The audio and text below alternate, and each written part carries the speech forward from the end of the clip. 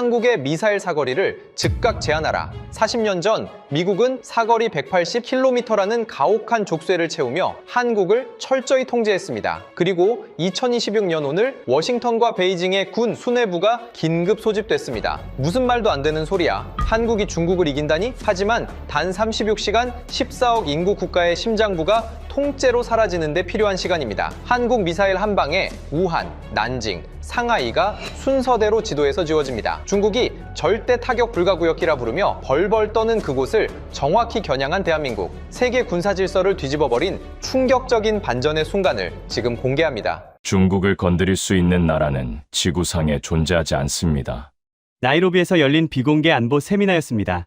베이징 소속 전략 자문이 단상에 서서 그 말을 내뱉었을 때 청중 대부분은 고개를 끄덕이고 있었습니다. 저도 그랬습니다. 솔직히 말씀드리겠습니다.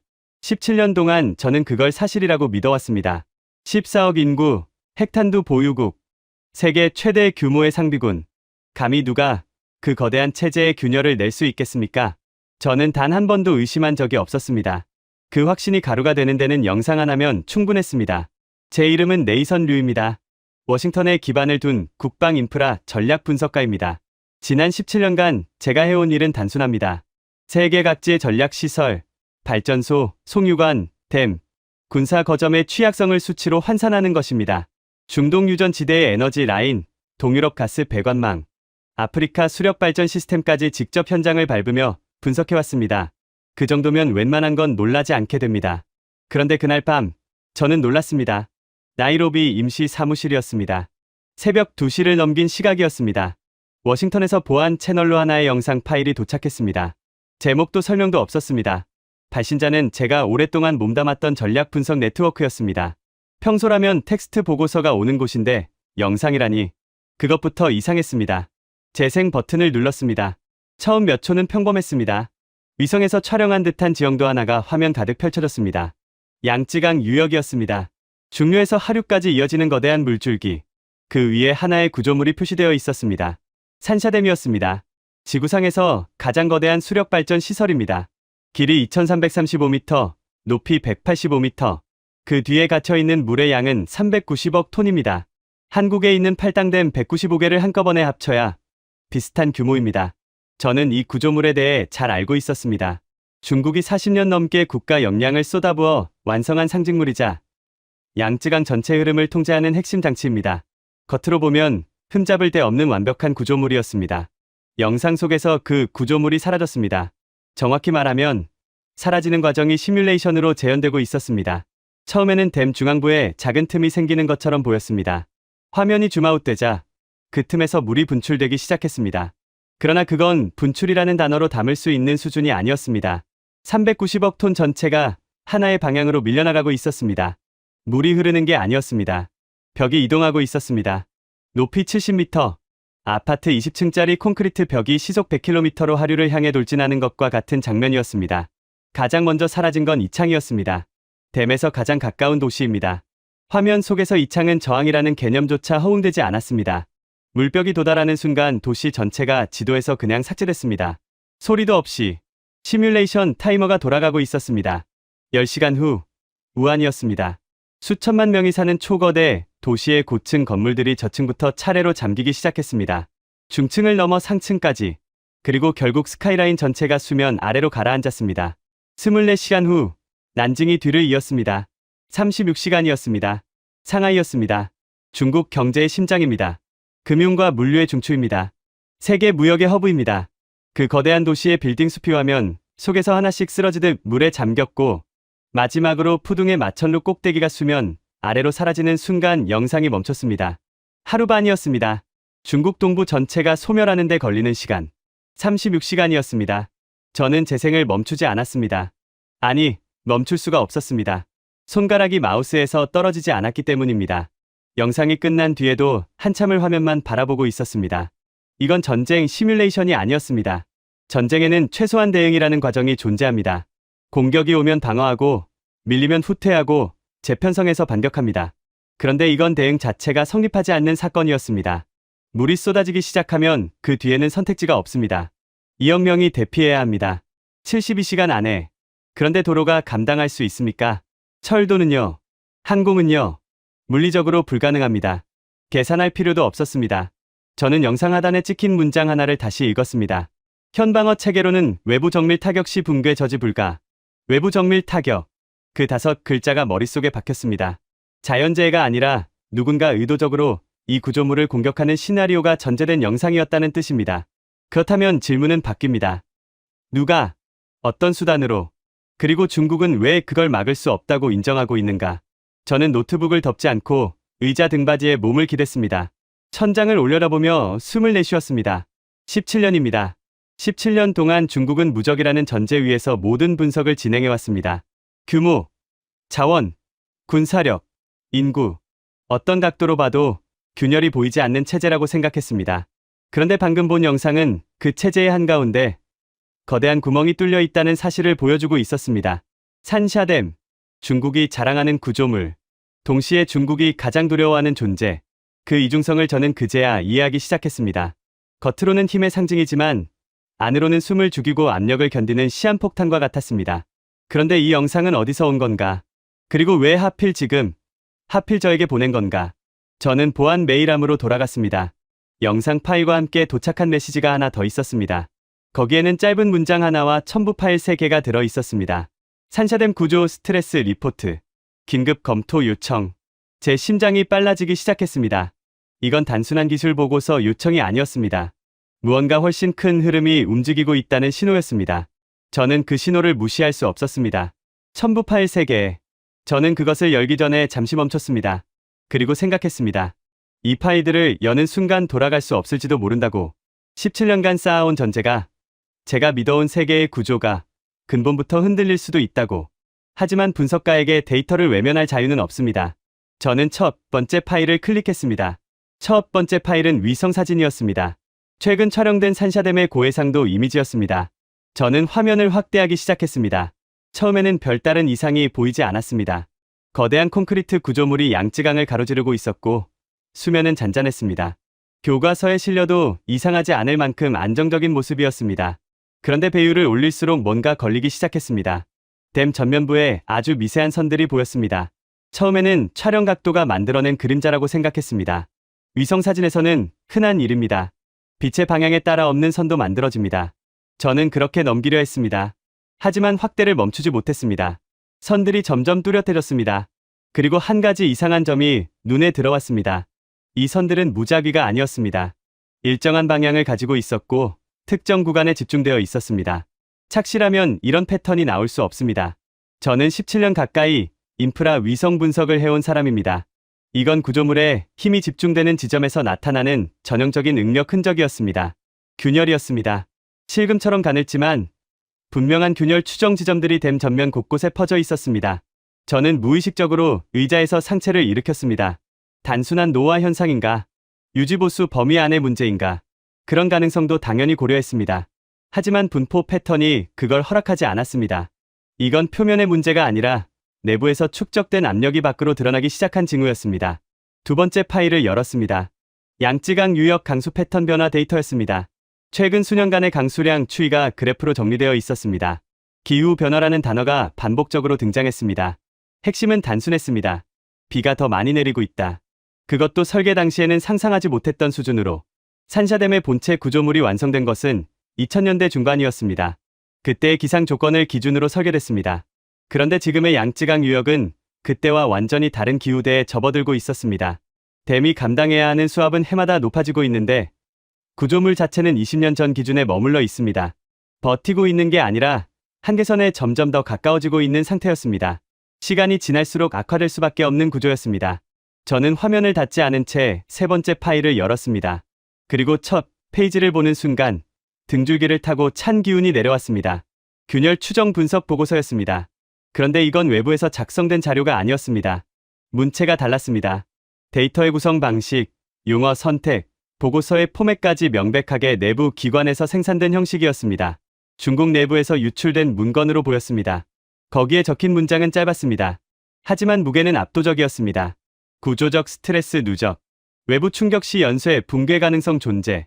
저는 그 문장을 3번 읽었습니다. 네 번째에도 같은 의미였습니다.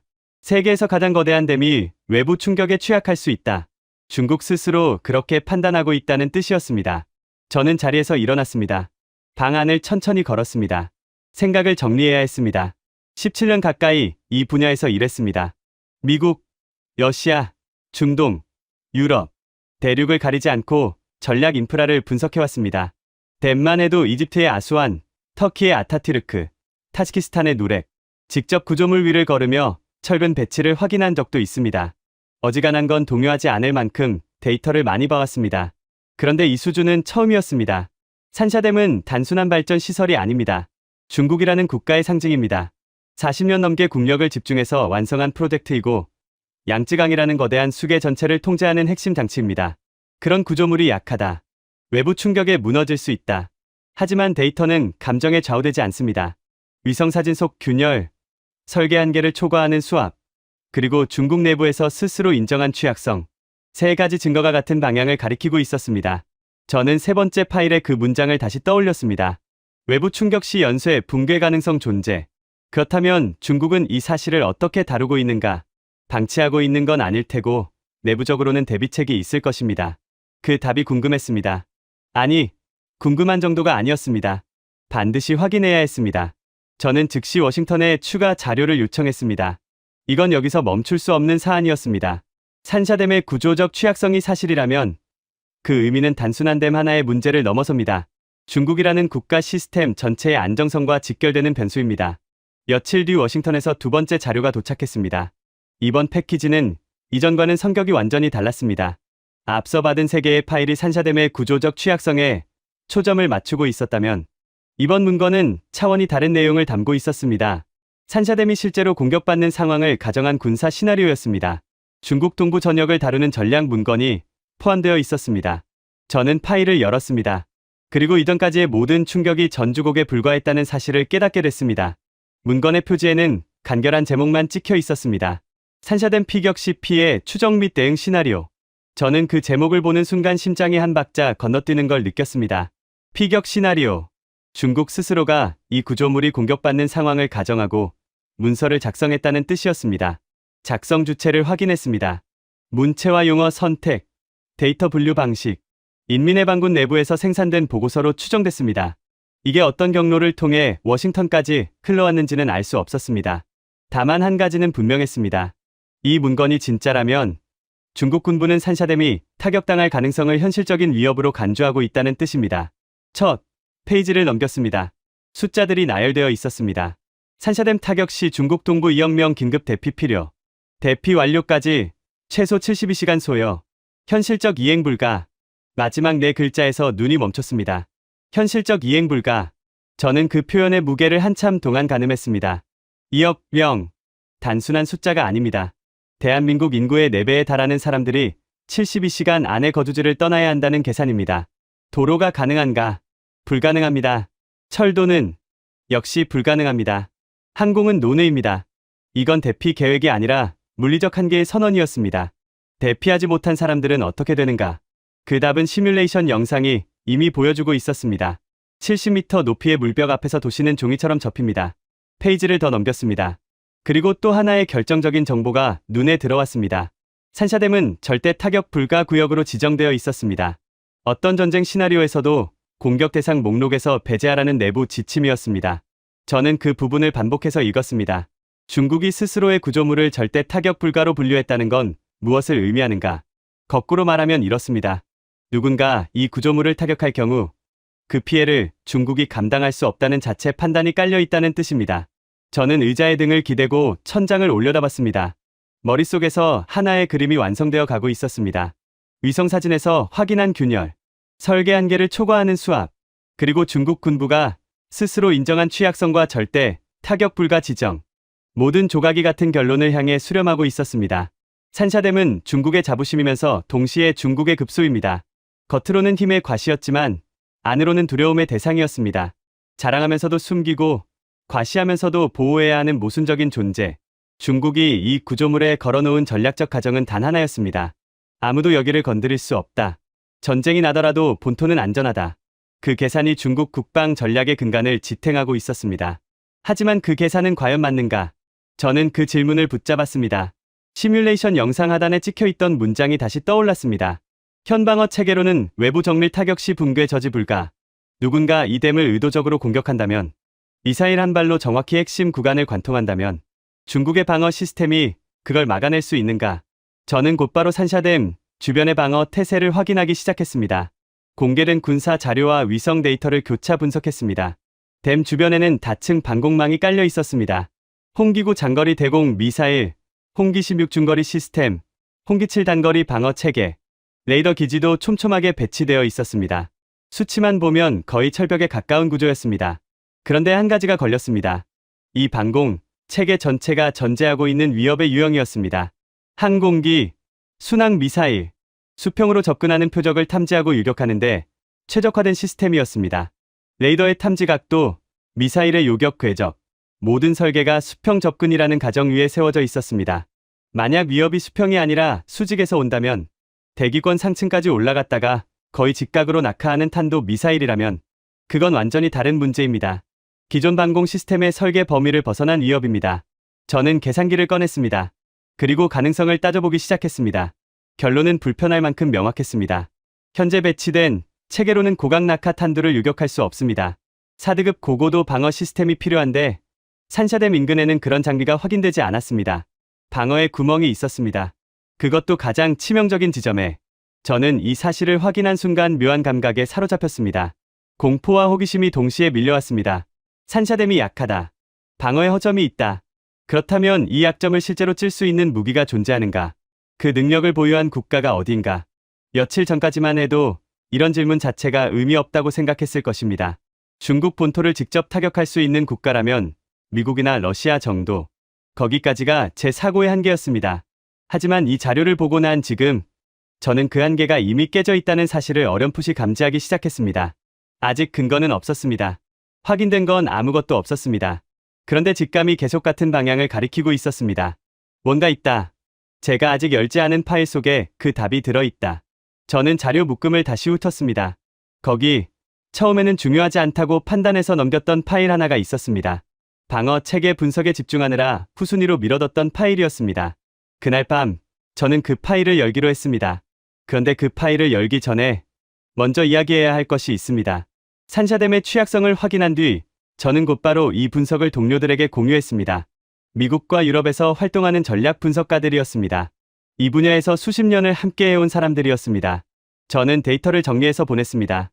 위성 사진, 강수량 변화, 내부 유출 문건, 세 가지 증거를 묶어서 하나의 결론으로 제시했습니다. 산샤댐은 우리가 생각했던 것보다 훨씬 취약하다. 반응을 기다렸습니다. 반박이 오든 보완 의견이 오든 어떤 형태로든 논의가 이어질 거라 예상했습니다. 돌아온 건 침묵이었습니다.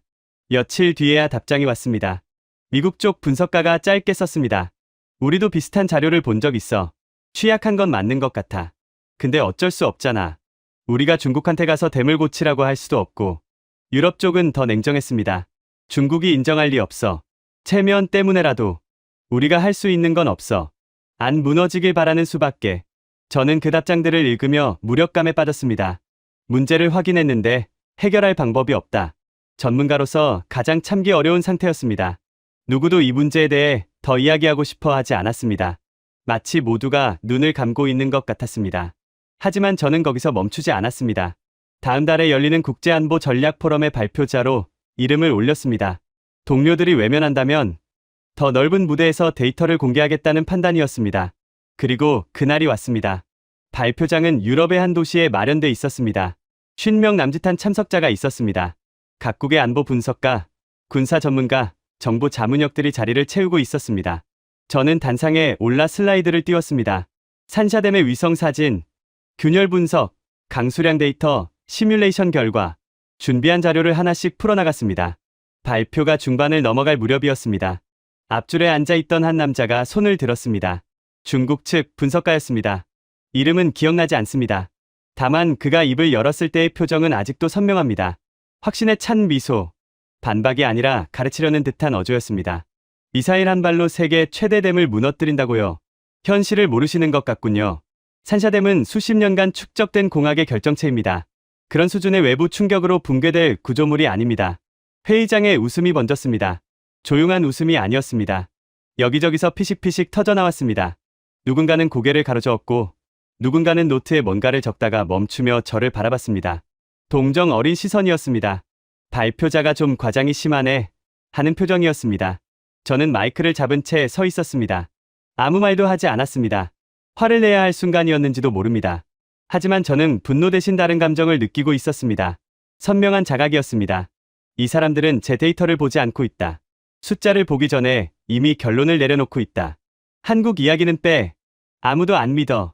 발표가 끝난 뒤 복도에서 한 유럽 분석가가 제 어깨를 두드리며 한 말이었습니다. 저는 발표 후반에 잠깐 한국을 언급했었습니다. 동아시아에서 중국의 이 약점을 전략적으로 활용할 수 있는 변수가 존재한다는 맥락에서였습니다. 그가 이어서 말했습니다. 분석 자체는 훌륭해. 데이터도 탄탄하고. 근데 한국이 중국을 위협한다는 결론은 받아들이기 어려워. 규모 자체가 다르잖아. 저는 고개를 끄덕이지 않았습니다. 고맙다는 말도 하지 않았습니다. 그냥 서 있었습니다. 머릿속에서는 하나의 문장만 반복되고 있었습니다. 한국이기 때문에 안 된다. 데이터가 뭘 보여주든 한국은 그 수준이 아니라는 전제가 먼저다. 이게 이 사람들의 사고 구조였습니다. 그날 밤 호텔 방으로 돌아왔습니다. 불을 켜지 않고 창가에 섰습니다. 도시의 불빛이 유리에 반사되고 있었습니다. 회의장에서 들렸던 웃음소리가 귓가에 맴돌았습니다. 중국 분석가의 자신만만한 표정, 유럽 동료의 조언이라는 이름의 경고, 그리고 아무도 데이터를 제대로 보려 하지 않았다는 사실. 저는 분노하고 있었습니다. 하지만 동시에 그 분노 속에서 뭔가 단단한 게 만들어지고 있었습니다. 확신이었습니다. 이 사람들이 틀렸다는 확신, 그리고 그걸 증명하겠다는 결의. 그때였습니다. 불현듯 며칠 전 열지 않고 넘겼던 그 파일이 떠올랐습니다. 자료 묶음에 포함되어 있었지만 산샤댐 분석과 직접 관련이 없어 보여서 후순위로 미뤄뒀던 것이었습니다. 발표 준비에 쫓기는 동안 완전히 잊고 있었습니다. 새벽 4시였습니다. 저는 노트북을 열고 자료 폴더를 뒤졌습니다. 파일을 찾았습니다. 이름을 확인하는 순간 가슴팍을 누군가 주먹으로 친 것 같은 충격이 왔습니다. 장거리 타격 능력 평가 보고서. 대한민국 현무. 대한민국 현무. 저는 그 두 단어를 화면에서 떼지 못한 채 몇 초를 보냈습니다. 왜 이 파일이 산샤댐 자료 묶음 안에 들어있는가? 한국의 무기 체계가 중국 핵심 인프라 분석에 왜 포함되어 있는가? 머릿속이 빠르게 돌아가기 시작했습니다. 솔직하게 말씀드리겠습니다. 저는 한국의 군사력을 높게 평가하지 않고 있었습니다. 한국이 기술 강국이라는 건 압니다. 반도체, 자동차, 조선, 산업 분야에서는 세계 정상급이라는 사실에 이의를 달 생각은 없습니다. 하지만 군사 기술은 다른 영역입니다. 미국, 러시아, 중국, 전략 무기의 세계는 오랫동안 이 세 나라의 전유물이었습니다. 한국이 괜찮은 재래식 무기를 만든다는 건 알고 있었습니다. K9 자주포, K2 전차, 수출 실적도 좋고 성능도 검증됐습니다. 하지만 탱크와 포병은 재래식 전력입니다. 전략 미사일은 완전히 차원이 다른 기술입니다. 그래서 저는 이 파일을 처음 봤을 때 후순위로 미뤄뒀던 것입니다. 한국 미사일이 산샤댐과 무슨 관계가 있겠나. 그 정도 수준은 아닐 거라고 무의식적으로 판단해버렸습니다. 지금 생각하면 그게 저의 가장 큰 실수였습니다. 파일을 열었습니다. 첫 페이지. 기본 재원이 정리되어 있었습니다. 시선이 하나의 숫자에 고정됐습니다. 사거리 3000km. 저는 눈을 깜빡였습니다. 다시 읽었습니다. 숫자는 바뀌지 않았습니다. 3000km. 저는 반사적으로 지도 프로그램을 열었습니다. 한반도 중부를 기점으로 반경 3000km 원을 그렸습니다. 원 안에 뭐가 들어오는지 확인했습니다. 베이징, 상하이, 광저우, 그리고 산샤댐. 산샤댐까지의 직선 거리를 계산했습니다. 약 1500km였습니다. 사거리의 절반이었습니다. 닿는 정도가 아니라 여유가 넘쳤습니다. 안정적으로 도달하고도 남는 범위였습니다. 저는 한동안 지도 위에 그려진 그 원을 바라봤습니다. 하나의 원이 중국 전역을 품고 있었습니다. 정치 수도, 경제 중심, 그리고 전략적 급소까지 전부 사정권 아니었습니다. 두 번째 페이지를 넘겼습니다. 탄두 중량이었습니다. 숫자를 확인하는 순간 등이 굳게 펴졌습니다. 일반적인 수준이 아니었습니다. 세계 최상위급 초중량 탄두였습니다. 이 질량이 갖는 의미를 저는 정확히 알고 있었습니다. 단순한 폭발력의 문제가 아닙니다. 관통력입니다. 지하 벙커를 뚫습니다. 강화 콘크리트를 파고듭니다. 조건만 맞으면 댐 구조물 내부까지 침투할 수 있습니다. 세 번째 페이지. 관통 구조 설명이었습니다. 여기서 저는 완전히 멈췄습니다. 이 미사일은 표면에서 폭발하지 않습니다. 목표물 외벽을 뚫고 내부로 진입한 뒤 폭발합니다. 벙커 버스터 계열의 설계 철학이었습니다. 저는 그 의미를 즉시 산샤댐에 대입했습니다. 댐 표면을 타격하면 외부만 긁히고 끝납니다. 그건 맞습니다. 회의장에서 중국 분석가가 비웃었던 것도 그 수준의 공격을 가정한 것입니다. 하지만 내부까지 파고든 뒤 폭발한다면요. 충격파가 콘크리트 구조 전체로 퍼집니다. 이미 누적된 응력 집중 지점에서 균열이 순식간에 벌어집니다. 물이 스며들기 시작하면 압력은 기하급수적으로 증가합니다. 그 다음은 통제 불가능한 연쇄 붕괴입니다. 가슴이 뛰기 시작했습니다. 모든 조각이 맞춰지고 있었습니다. 왜 이 파일이 산샤댐 자료에 포함되어 있었는지, 왜 한국의 미사일이 이 분석에 등장하는지, 저는 이제 그 이유를 이해했습니다. 하지만 아직 결정적인 한 가지가 남아 있었습니다. 이론과 현실은 다릅니다. 사거리가 닿고 탄두가 무겁고 설계가 관통형이라는 것만으로는 충분하지 않습니다. 핵심 질문은 하나입니다. 이 미사일의 관통력이 실제로 산샤댐의 구조를 뚫을 수 있는가? 저는 노트북 옆에 놓인 노트를 꺼냈습니다. 산샤댐의 구조 데이터를 다시 펼쳤습니다. 콘크리트 두께, 철근 밀도, 내부 압력 분포, 그 위에 현무의 관통력 수치를 하나씩 대입하기 시작했습니다. 새벽 4시에 시작한 계산이었습니다. 창밖이 밝아오고 있었지만 저는 알아채지 못했습니다. 펜을 움직이는 손이 점점 빨라졌습니다. 숫자들이 하나의 결론을 향해 수렴하고 있었기 때문입니다. 계산이 끝났습니다. 저는 결과를 확인했습니다. 그리고 펜을 내려놓았습니다. 손끝이 미세하게 떨리고 있었습니다. 혹시 제가 실수한 건 아닌가? 변수를 잘못 넣은 건 아닌가? 저는 처음부터 다시 계산했습니다. 두 번째에도 같은 결과가 나왔습니다. 세 번째에도 바뀌지 않았습니다. 현무의 관통력은 산샤댐의 방어 구조를 초과하고 있었습니다. 단순히 손상을 주는 수준이 아니라 구조적 붕괴를 유발할 수 있는 수준이었습니다. 뚫립니다. 그 한 단어가 머릿속을 가득 채웠습니다. 저는 의자에 몸을 기댄 채 천장을 올려다봤습니다. 17년 동안 쌓아온 전제가 산산조각 나고 있었습니다. 중국을 위협할 수 있는 건 미국이나 러시아뿐이라는 믿음. 한국은 재래식 전력 수준이라는 판단. 전부 틀렸습니다. 한국은 중국의 심장을 관통할 수 있는 무기를 이미 가지고 있었습니다.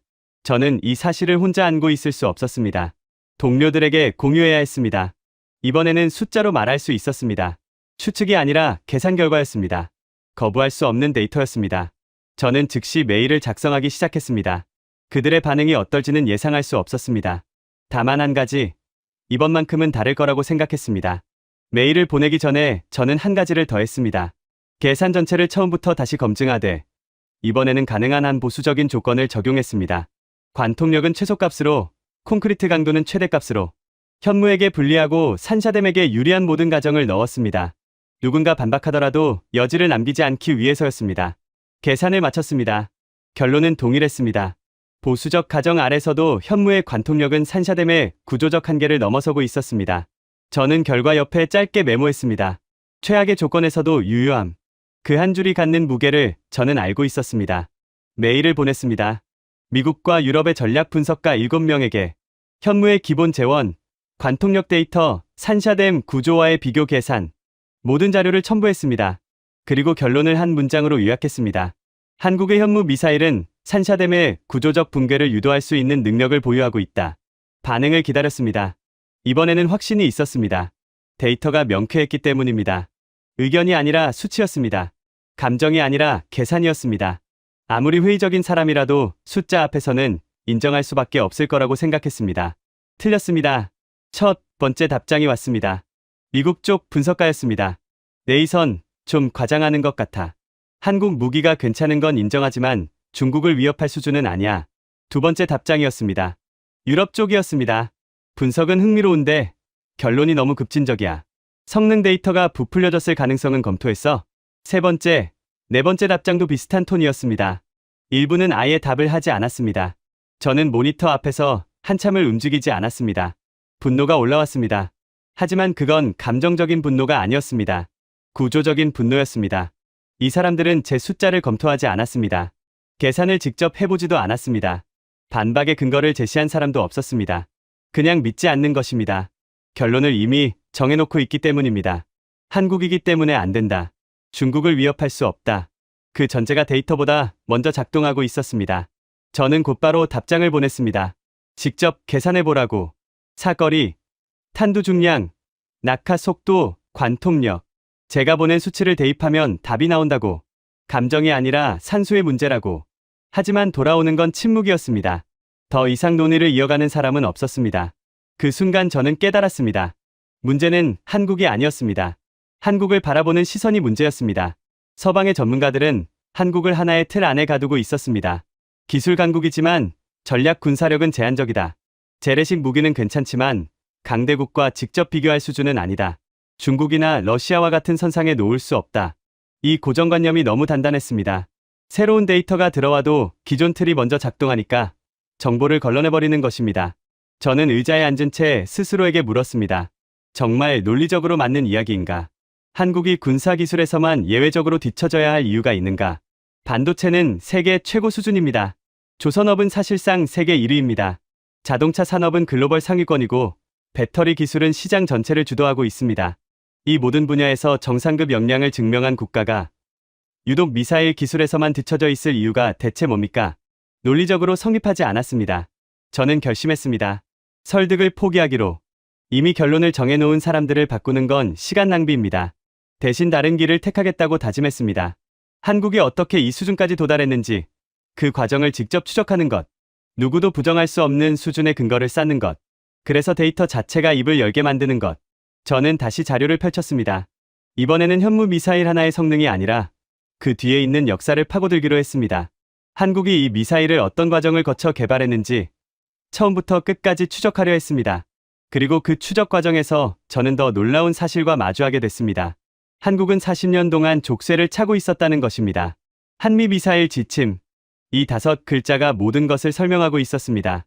냉전 시기에 만들어진 이 협정은 한국이 개발할 수 있는 미사일의 사거리와 탄두 중량을 엄격하게 제한했습니다. 단순한 기술적 제약이 아니었습니다. 전략적 족쇄였습니다. 한국이 아무리 기술력을 축적해도 허용된 범위 바깥으로는 한 발자국도 나갈 수 없는 구조였습니다. 미사일의 날개를 잘라놓은 것과 같았습니다. 저는 이 지침의 변천사를 추적하기 시작했습니다. 자료를 정리하면서 점점 더 복잡한 감정이 올라왔습니다. 초기 사거리 제한은 180km였습니다. 한반도 내부에서만 운용할 수 있는 범위였습니다. 적의 수도 평양에 겨우 닿을까 말까 한 거리였습니다. 이후 외교적 협상을 거듭하며 300km로 확장됐고 또 긴 시간이 지난 뒤에야 800km까지 올라갔습니다. 그마저도 탄두 중량과 교환하는 구조였습니다. 사거리를 늘리면 탄두를 줄여야 하고 탄두를 무겁게 하면 사거리를 깎아야 하는 족쇄가 계속 걸려 있었습니다. 보통이라면 여기서 포기합니다. 대부분의 나라가 그렇게 합니다. 외부에서 제한이 걸리면 다른 방향으로 돌아가거나 아예 개발 자체를 접습니다. 시간도, 예산도, 정치적 의지도 한계가 있기 때문입니다. 한국은 포기하지 않았습니다. 자료를 추적하면서 제가 발견한 건 집요함이라는 단어로밖에 설명할 수 없는 패턴이었습니다. 제한된 범위 안에서 가능한 모든 성능을 끌어올렸습니다. 사거리가 묶여 있으면 정밀도를 올렸습니다. 탄두 중량이 제한되면 효율을 극대화했습니다. 허용된 울타리 안에서 최대치를 뽑아내는 데 모든 역량을 집중했습니다. 겉으로는 규정을 지키고 있었습니다. 하지만 내부에서는 축적이 멈추지 않았습니다. 기초 기술, 소재 연구, 유도 시스템, 추진체 설계, 당장 완성품으로 만들 수 없는 기술들을 차곡차곡 쌓아가고 있었습니다. 마치 뚜껑이 닫힌 솥 안에서 증기가 모이듯이. 현무 초기형, 사거리 180km, 다음 세대 300km, 그 다음 800km, 그리고 현무사, 사거리는 상대적으로 줄었지만 탄두 중량이 극적으로 증가했습니다. 초중량 탄두로의 전환이었습니다. 방향이 바뀌고 있었습니다. 먼 곳을 때리는 것에서 단단한 것을 뚫는 것으로. 그리고 마침내 한미 미사일 지침이 완전히 해제됐습니다. 저는 그 시점을 확인하고 자료에서 눈을 들었습니다. 모든 것이 연결됐습니다. 현무호가 왜 그토록 갑작스럽게 등장한 것처럼 보였는지, 사거리 3000km, 초중량 탄두라는 스펙이 왜 기존 세대와 비교도 안 될 만큼의 도약이었는지, 갑작스러운 게 아니었습니다. 40년 동안 뚜껑 아래서 쌓인 증기가 한꺼번에 분출된 것입니다. 족쇄가 풀리는 순간 이미 완성되어 있던 기술이 그대로 모습을 드러냈습니다. 숨기고 있었던 게 아니라 못 꺼냈던 것입니다. 제한이 사라지자 억눌렸던 역량이 폭발적으로 표면 위로 올라왔습니다. 저는 이 과정을 정리하면서 묘한 전율을 느꼈습니다. 불리한 조건에서도 멈추지 않는 방식, 제한된 환경 안에서도 한치의 여유 없이 기술을 쌓아가는 태도, 그리고 기회가 열리는 순간 주저없이 도약하는 결단력. 이건 단순한 기술 발전 곡선이 아니었습니다. 의지의 궤적이었습니다. 보통 강대국에서도 이 수준의 미사일 기술 도약에는 수십 년이 걸립니다. 한국은 제약을 안고 있는 상태에서 그걸 해냈습니다. 그것도 세상에 거의 알리지 않은 채. 저는 다시 지도를 펼쳤습니다. 한반도 중부를 기점으로 반경 3,000km 원. 그 원 안에 베이징, 상하이, 광저우, 그리고 산샤댐이 들어 있습니다. 불과 몇 년 전까지만 해도 한국의 미사일은 한반도 밖으로 나갈 수 없었습니다. 지금은 중국 전역이 사정권입니다. 40년 전 180km짜리 미사일을 만들던 나라가 지금 3,000km를 날릴 수 있게 됐다는 사실. 사거리가 10배 이상 늘어나는 동안 탄두 중량도 완전히 다른 차원으로 진화했다는 사실. 이 성장 속도는 비정상적입니다. 정상적인 기술 발전 곡선으로는 설명이 안 됩니다. 설명할 수 있는 건 하나뿐입니다. 처음부터 더 먼 곳을 내다보고 있었다는 것. 당장 만들 수는 없지만 언젠가 족쇄가 풀릴 그날을 위해 기반 기술을 끊임없이 축적해왔다는 것. 저는 그 순간 스스로를 인정할 수밖에 없었습니다. 저만이 아니라 제가 알고 있는 서방 전문가 대부분이 한국을 잘못 읽고 있었습니다. 기술력은 인정하면서도 전략적 군사 역량은 강대국에 미치지 못한다고 단정 지어왔습니다. 그 단정은 틀렸습니다. 하지만 아직 하나가 남아 있었습니다. 사거리와 탄두 중량, 관통력까지는 확인했습니다. 개발 역사를 통해 기술 축적 과정도 이해했습니다. 그런데 실전에서 중국의 방어망을 실제로 뚫고 산샤댐에 도달할 수 있는가? 홍기 계열 방공 체계, 촘촘한 레이더망, 그 철벽을 어떻게 통과하는가? 저는 산샤댐 주변 방어 체계 분석 자료를 다시 꺼냈습니다. 이번에는 완전히 다른 눈으로 들여다볼 차례였습니다. 산샤댐 주변 방공 배치도를 다시 펼쳤습니다. 이번에는 이전과 시선이 완전히 달랐습니다. 이전에는 이 방어망을 중국의 강점으로 읽었습니다. 지금은 약점을 찾기 위해 보고 있었습니다. 홍기구 장거리 대공 미사일이 외곽을 감싸고 홍기 16 중거리 체계가 중간거리를 메우고 홍기 7이 근접 방어를 담당합니다. 레이더 기지는 촘촘하게 배치되어 있었고 탐지 범위는 겹겹이 포개져 있었습니다. 수치만 놓고 보면 뚫을 수 없는 구조처럼 보였습니다. 하지만 저는 이제 핵심을 알고 있었습니다. 이 체계 전체가 어떤 위협을 전제로 설계되는가. 그것이 결정적인 문제였습니다. 답은 명확했습니다. 항공기와 순항 미사일입니다. 수평으로 접근하는 표적을 탐지하고 유격하는데 최적화된 시스템이었습니다. 레이더의 스캔 각도가 수평면 중심으로 설정되어 있었고 요격 미사일의 궤적도 수평 접근 표적을 상정한 설계였습니다. 고도가 낮은 영역에서 빠르게 다가오는 목표물을 잡는 데는 탁월합니다. 문제는 현무가 그런 궤적으로 날아오지 않는다는 점입니다. 탄도 미사일은 발사 후 대기권 상층까지 상승합니다. 그리고 최고점을 찍은 뒤 거의 수직에 가까운 각도로 낙하합니다. 하늘 위에서 곧장 떨어지는 것입니다. 이 궤적을 요격하려면 수평 방어 시스템으로는 불가능합니다. 완전히 다른 체계가 필요합니다. 4등급 고고도 방어 시스템 또는 그에 준하는 종말 단계 요격 장비가 있어야 합니다. 저는 산샤댐 인근에 그런 장비가 배치되어 있는지 확인했습니다. 공개 자료와 위성 데이터를 교차 분석했습니다. 결과는 없었습니다. 고각 낙하 탄두에 대응할 수 있는 요격 체계가 산샤댐 주변에 확인되지 않았습니다. 구멍이었습니다. 그것도 가장 치명적인 위치에 뚫린 구멍이었습니다. 여기에 하나 더 있었습니다. 설령 기적적으로 요격에 성공한다고 가정해도 문제가 남습니다. 현무의 탄두 질량 때문입니다. 초중량 탄두는 폭발력만이 무기가 아닙니다. 금속 덩어리 자체의 물리적 질량이 위협입니다. 공중에서 요격해 폭발을 막더라도 그 거대한 잔해는 중력을 따라 그대로 떨어집니다. 낙하, 지점을 통제할 수 없습니다. 만약 잔해가 댐 인근에 추락한다면 충격파만으로도 이미 응력이 집중된 구조물에 치명적인 영향을 줄 수 있습니다. 요격해도 위험하고 못 막으면 치명적입니다. 어느 쪽이든 결론은 같았습니다. 저는 모든 계산을 종합했습니다. 사거리 충분, 탄두 중량 충분, 관통력 충분, 그리고 방어 체계의 구조적 허점 확인. 4가지 조건이 모두 갖춰져 있었습니다. 현무는 산샤댐에 도달할 수 있습니다. 방어망을 통과할 수 있습니다. 그리고 구조물을 관통해 내부에서 폭발할 수 있습니다. 저는 노트 위에 적힌 숫자들을 한참 내려다봤습니다. 이건 더 이상 가설이 아니었습니다. 조건이 충족되면 현실이 되는 구조였습니다. 한국이 마음만 먹으면 중국의 가장 치명적인 약점을 정확히 타격할 수 있다는 뜻이었습니다. 그 순간 모든 것이 연결됐습니다. 며칠 전 회의장에서 들었던 웃음소리, 중국 분석가의 조롱, 유럽 동료의 충고, 그 모든 것이 하나의 장면으로 겹쳐졌습니다. 한국을 얕보던 그 표정들, 데이터를 보지도 않고 결론부터 내리던 그 태도, 저는 넉 달 전 그 회의장을 떠올렸습니다. 그리고 결심했습니다. 다시 그 자리에 서겠다고. 이번에는 아무도 웃지 못하게 만들겠다고. 저는 다음 국제안보포럼의 발표자 등록을 신청했습니다. 넉 달 만에 같은 회의장이었습니다. 좌석 배치도 비슷했고 얼굴들도 대부분 겹쳤습니다. 달라진 건 저였습니다. 지난번에 이 단상에 섰을 때 저는 산샤댐의 취약성만을 들고 왔었습니다. 문제 제기만 하고 답은 내놓지 못한 발표였습니다. 결과는 웃음이었습니다. 이번에는 달랐습니다. 문제와 답을 동시에 가져왔습니다. 그리고 그 답을 뒷받침하는 숫자가 노트북 안에 빼곡히 들어 있었습니다. 발표를 시작했습니다. 처음 10분은 지난번과 동일한 내용을 압축해서 훑었습니다. 산샤댐의 구조적 스트레스, 위성사진에서 확인된 균열 패턴, 설계 한계를 초과하는 수압 데이터, 청중의 반응은 시큰둥했습니다. 이미들은 이야기라는 표정들이었습니다. 예상한 대로였습니다. 저는 슬라이드를 넘겼습니다. 화면에 산샤댐의 구조 단면도가 나타났습니다. 콘크리트 두께, 내부 압력 분포, 이미 확인된 미세 균열 지점까지 표시되어 있었습니다. 그리고 그 위에 하나의 곡선을 겹쳐 그렸습니다. 포물선 형태의 낙하, 궤적이었습니다. 대기권 상층에서 거의 수직으로 떨어지는 경로였습니다. 앞줄에서 누군가 자세를 고쳐 앉는 게 보였습니다. 저는 말했습니다. 이건 표면 타격 시나리오가 아닙니다. 내부 관통입니다. 회의장이 조금 조용해졌습니다. 저는 이어갔습니다. 표면을 때리면 댐은 버팁니다. 그건 맞습니다. 하지만 외벽을 뚫고 구조 내부에서 폭발이 일어나면 상황이 완전히 달라집니다. 충격파가 콘크리트 내부를 따라 퍼지고 응력이 집중된 지점에서 균열이 급속히 확장됩니다. 다음 슬라이드였습니다.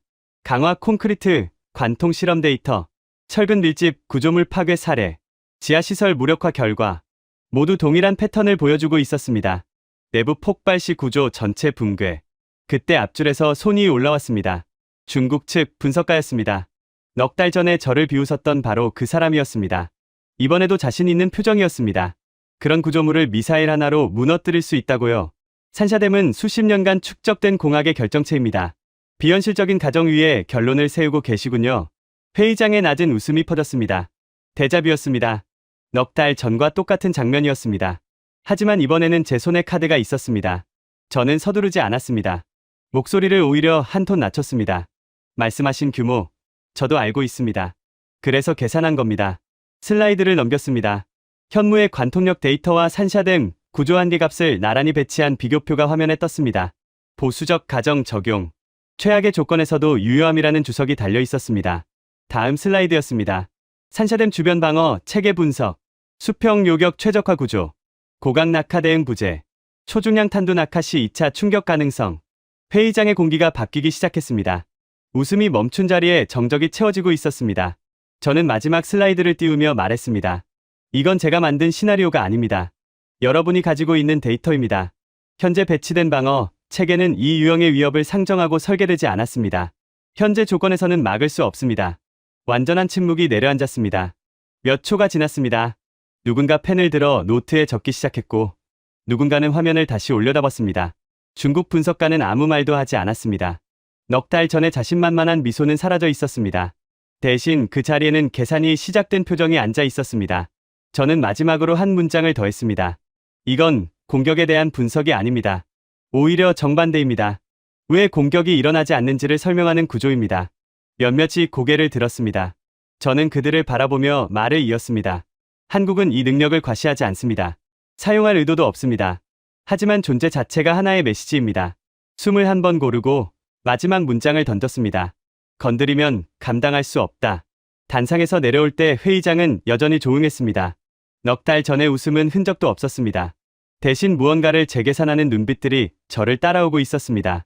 인식이 바뀌는 순간을 저는 그 정적 속에서 느꼈습니다. 회의가 끝난 뒤 자리로 돌아가는데 주머니 속 전화기가 진동했습니다. 발신지를 확인하는 순간 발걸음이 멈췄습니다. 서울이었습니다. 전화를 받자 상대가 첫 마디를 했습니다. 네이선 씨, 저희가 보여드릴 것이 있습니다. 화상회의가 연결되기까지 이틀이 걸렸습니다. 보안 절차 때문이었습니다. 암호화된 전용 채널을 통한 접속이었고 사전에 신원 확인 과정을 거쳐야 했습니다. 그 이틀 동안 저는 거의 잠을 자지 못했습니다. 서울에서 연락이 왔다는 사실 자체가 의미하는 바를 알고 있었기 때문입니다. 제 발표가 그쪽 귀에까지 닿았다는 뜻이었습니다. 화면이 켜졌습니다. 예상과 달리 화려한 것은 아무것도 없었습니다.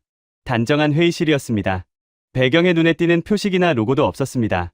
두 명의 인물이 카메라 앞에 앉아 있었습니다. 한 명은 50대 중반으로 보이는 남성이었고 나머지 한 명은 좀 더 젊었습니다. 이름과 소속은 구체적으로 밝히지 않았습니다. 다만 연장자를 윤 박사라고 부르는 것은 들을 수 있었습니다. 첫인상은 조용함이었습니다. 과시가 없었습니다. 설명이 길지 않았습니다. 인사도 짧았습니다. 저는 그 분위기에서 묘한 확신을 느꼈습니다. 과시할 필요가 없는 사람들의 태도였습니다. 이미 결과물을 갖고 있는 사람들의 여유였습니다. 본론으로 들어갔습니다. 저는 준비한 자료를 화면에 공유했습니다. 현무의 재원과 산샤댐 구조를 대비한 관통력 계산이었습니다. 보수적 가정을 적용한 결과까지 포함된 분석이었습니다. 설명을 마치고 말을 멈췄습니다. 이제 그들의 답을 기다리는 시간이었습니다. 몇 초간 정적이 흘렀습니다. 그 짧은 시간이 이상하게 길게 느껴졌습니다. 윤 박사가 입을 열었습니다. 계산은 정확합니다. 저는 숨을 멈췄습니다. 심장이 한 박자 뛰고 나서야 다음 말이 들렸습니다. 다만 실제 설계 과정에서는 더 보수적인 접근을 합니다. 다양한 변수와 환경적 불확실성을 반영하죠. 그렇지만 기본적인 방향성은 맞습니다. 저는 다시 물었습니다. 입이 마르는 걸 느끼면서도 질문을 멈출 수 없었습니다. 그렇다면 이론적으로 산샤댐과 같은 규모의 구조물도 타격이 가능하다는 뜻입니까? 잠시 침묵이 흘렀습니다. 두 사람이 시선을 교환하는 듯했습니다. 그리고 윤 박사가 답했습니다. 특정 목표를 전제로 설계된 체계는 아닙니다. 다만 전략 인프라 무력화 능력은 설계 시 고려된 요소 중 하나입니다. 명확한 긍정도 부정도 아니었습니다. 그러나 저는 충분히 이해했습니다. 말하지 않으면서 모든 것을 말하고 있었습니다. 저는 마지막 질문을 던졌습니다. 이건 기술적인 질문이 아니라 그동안 제 머릿속을 떠나지 않았던 의문이었습니다. 이 정도 능력을 보유하고 계시면서 왜 공개하지 않으십니까? 왜 이렇게 조용히 유지하고 계신 겁니까? 이번에는 좀 더 긴 침묵이 이어졌습니다. 윤 박사의 표정이 미세하게 변했습니다. 미소라고 하기엔 절제되어 있었고 무표정이라고 하기엔 따뜻한 기운이 있었습니다. 필요할 때만 충분히 알려지면 됩니다.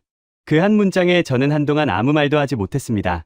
화면 너머에서 들려온 10글자 남짓한 문장이 지난 넉 달간 제가 품어왔던 질문의 답이었습니다. 미국은 힘을 과시합니다. 새 무기가 나오면 세상에 알립니다. 발사 영상을 공개하고 성능을 자랑하고 메시지를 보냅니다. 러시아도 마찬가지입니다. 그것이 서방이 이해하는 억제력의 작동 방식입니다. 보여주어야 두려워한다. 한국은 달랐습니다. 보여주지 않습니다. 대신 상대가 스스로 알아차리게 만듭니다. 떠들지 않습니다. 과시하지 않습니다. 하지만 파고들어 보면 모든 것이 준비되어 있습니다. 그 불확실성 자체가 억제력이 됩니다. 적은 정확히 모릅니다. 어디까지인지, 어떤 방식인지. 그래서 함부로 움직이지 못합니다. 저는 그제야 완전히 이해했습니다. 한국이 조용했던 이유를. 이건 무기가 아니라 구조였습니다. 전쟁을 일으키는 도구가 아니라 전쟁이 일어나지 못하게 만드는 장치였습니다.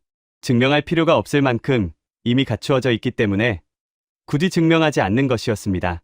회의가 끝나고 화면이 꺼졌습니다. 저는 의자에서 움직이지 못했습니다.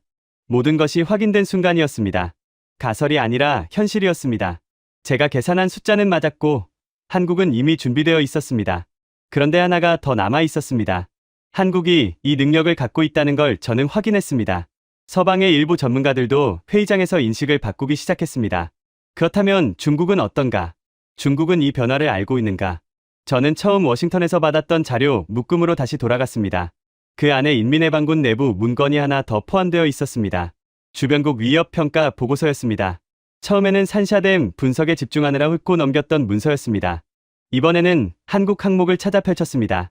그리고 거기 적힌 문장을 읽는 순간 저는 피식 웃음이 나왔습니다. 한국은 전략적 위협이 아님. 재래식 전력은 우수하나 본토 타격 능력 없음. 경계 대상에서 제외. 저는 그 문장을 3번 읽었습니다. 그리고 웃음을 멈출 수 없었습니다. 경계 대상에서 제외. 중국 군부가 내린 공식 판단이었습니다. 한국은 신경 쓸 필요 없다. 중국 본토에 도달할 수단이 없으니까. 이 판단이 내려진 근거는 이해할 수 있었습니다.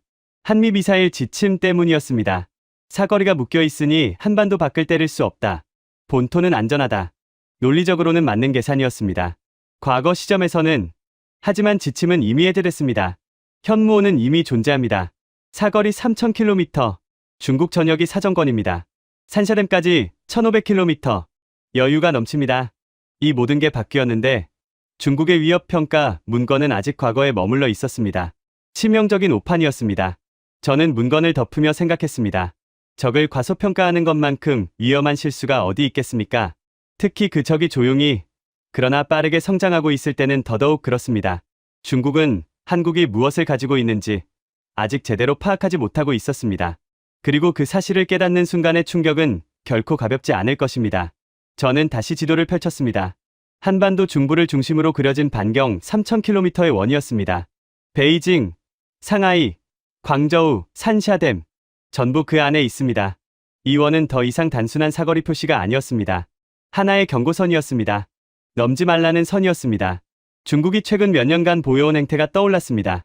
대만을 향한 노골적인 군사 압박, 남중국해의 군사 거점화, 주변국에 대한 경제 보복, 4대 갈등 때 한국에 가했던 즉각적이고 강력한 압박도 기억났습니다.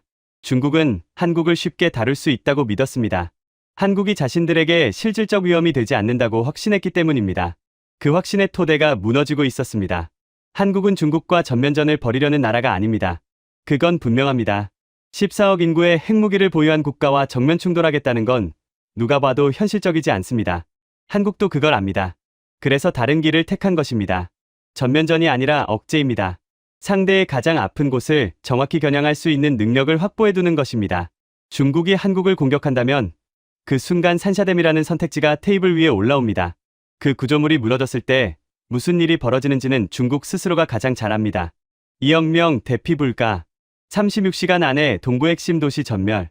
그 결과를 감수하면서까지 한국을 칠 수 있겠습니까? 답은 아니다입니다. 이것이 억제력입니다. 전쟁을 하기 위한 무기가 아니라 전쟁이 시작되지 못하게 만드는 구조입니다. 국제정치의 오래된 역설이 여기에도 작동하고 있었습니다. 전쟁을 막으려면 전쟁을 수행할 수 있는 능력이 반드시 필요합니다. 한국은 그 능력을 갖췄습니다. 산샤댐 하나로 충분했습니다.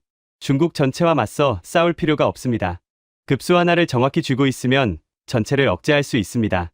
작은 나라가 거대한 상대를 다루는 가장 현실적이고 효과적인 방법이었습니다. 저는 노트를 덮고 창밖을 바라봤습니다.